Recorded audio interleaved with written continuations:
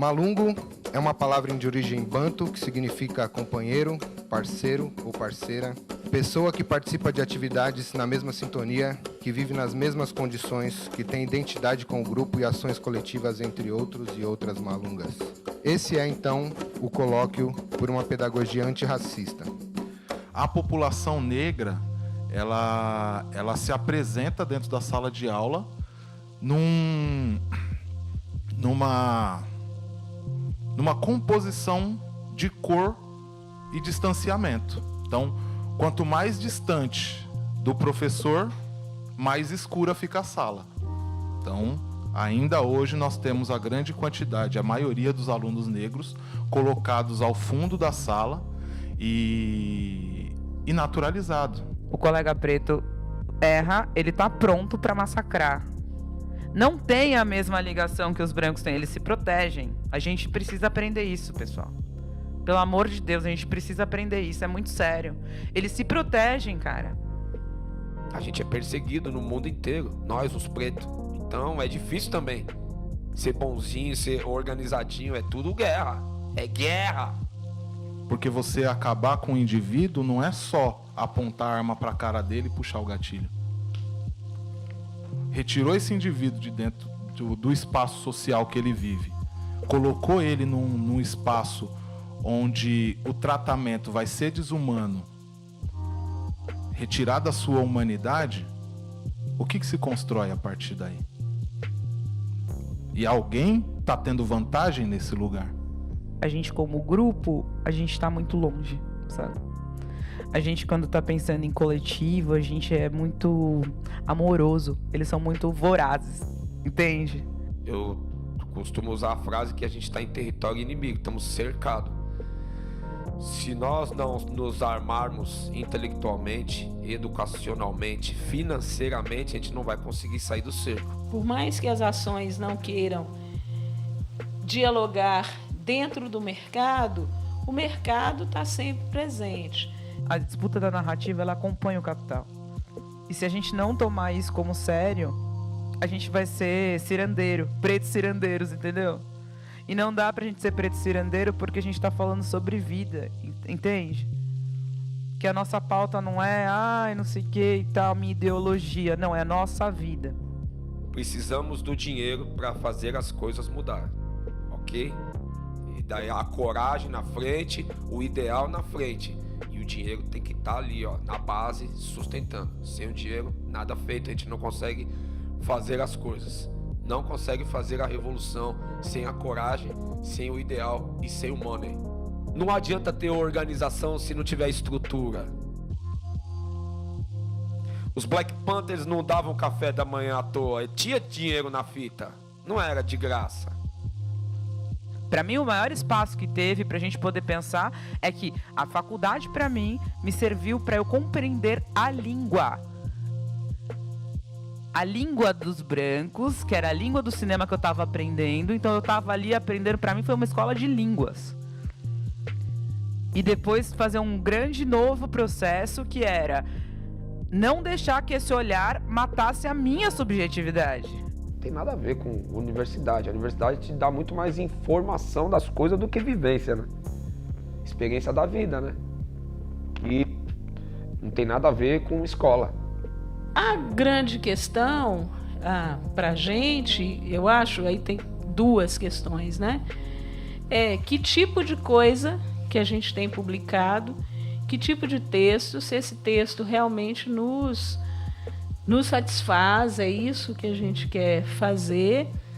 E a segunda é o tipo de texto que se espera da gente e é uma coisa que muitas vezes a gente atende, né?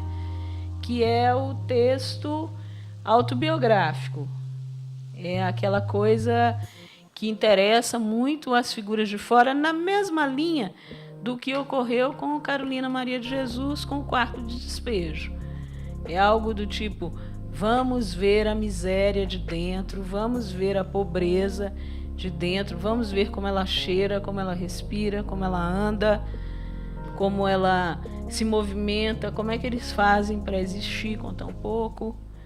E basicamente eu escrevo, né? Eu tenho três livros que tratam mais diretamente do tema do racismo, da discriminação racial, que são o Racismo no Brasil e Afetos Correlatos, que é de 2013, o Sobreviventes, que é de 2016, e o hashtag Parem de Nos Matar, cuja segunda edição foi feita agora em 2019.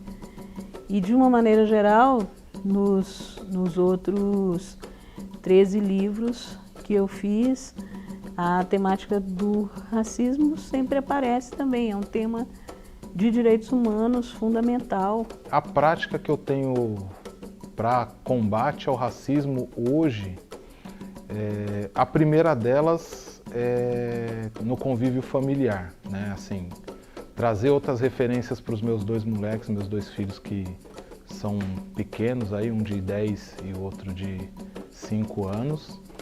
Mas, para além disso, dentro da educação, proporcionar outras referências, né? Então, assim, à medida que dentro da história a gente tem uma construção etnocêntrica branca, trazer outras referências negras, homens e mulheres negros que possam mostrar, tanto para os alunos quanto para os outros professores, que existem possibilidades, que existem negros e negras que pesquisam, que pensam a educação, a pedagogia principalmente, e tem produções.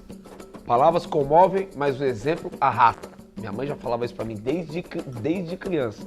Então, o exemplo, sempre que possível, fazer tudo entre os pretos, economicamente, artisticamente, ajuda, né? Ajuda. E ter autoestima, andar na rua igual um leão. Assim, ninguém mexe com você. Ou pensam direito antes de mexer. Bom, a Preta por Ter Filmes, ela já nasceu pensando sobre isso, né? Porque primeiro eu tinha que pensar como é que eu poderia gerar um espaço onde eu entendesse que eu poderia criar narrativas que eu acreditasse. E eu trabalhei muito tempo em outras produtoras grandes do mercado de São Paulo. E entendi com clareza que ali era um espaço onde realmente eu não ia nunca conseguir produzir, ocupar um lugar de poder criar conteúdo. Entendendo que partindo da minha história, que já era uma história que era já bastante diferente da imensa maioria das pessoas pretas brasileiras. Então, que já atravessava uma faculdade de cinema, enfim, e já num contexto mais confortável do que grande parte da população brasileira. Então, entendendo isso, para mim ficou muito claro que se para mim estava sendo daquela maneira, era muito tranquilo entender como isso poderia ser para outras pessoas. Então, a Preta Portela nasce como uma forma de poder realizar, poder saber que a gente ia conseguir ter um espaço onde essas vozes poderiam ecoar, a minha voz precisava ecoar.